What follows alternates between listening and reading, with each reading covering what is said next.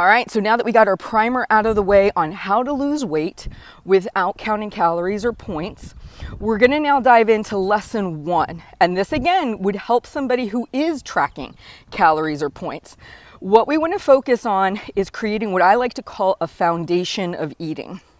So when somebody has excess body fat on them, they tend to maybe not always know when they're hungry, know when they're full. You know, I promote the book, The Diet Fix by Dr. Yanni Friedhoff. He talks a lot about really having structured meal times about every 3 to 4 hours. So what we want to do if we're trying to lose weight, but we don't want to count calories or points, is we want to become disciplined with our eating windows. And we want to be consistent with sitting down and eating off of a plate. That in of itself is difficult for many people, no matter what direction they're coming at this from, okay?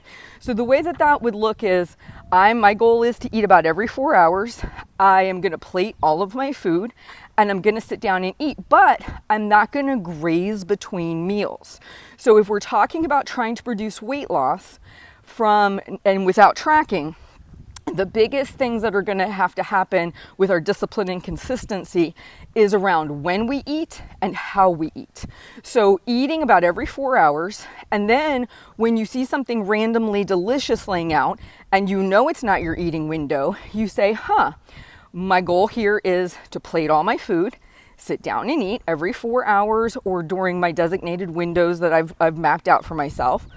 And that cupcake looks amazing, or that cookie looks amazing. I am gonna hold on to that and roll it into my lunch. So I'm honoring the boundaries of windows of time to eat.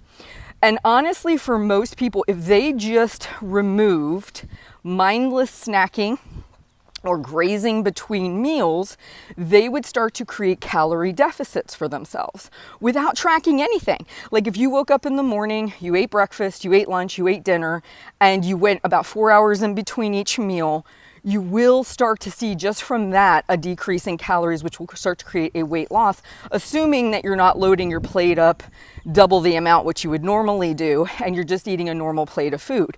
So the number one goal is designated meal times, about every 4 hours. If there is a longer stretch and you need to put a snack in there, again, it being very intentional and it's kind of all written out. And then ultimately making sure you plate all your food. You're not eating out of bags. You're not eating out of bags or cartons. And then what you're going to do is sit down and enjoy the food and ultimately start to establish these as regular boundaries for yourself. Now, in the next video, we're going to start to elaborate on how you can see your plate a little bit differently to help produce weight loss if you're choosing not to track calories or points. But this behavior in of itself, these designated eating windows about every 4 hours apart, sitting down and eating off of a plate, that could take you 2 weeks to a month or more to master. So I want you not to feel rushed on any of these.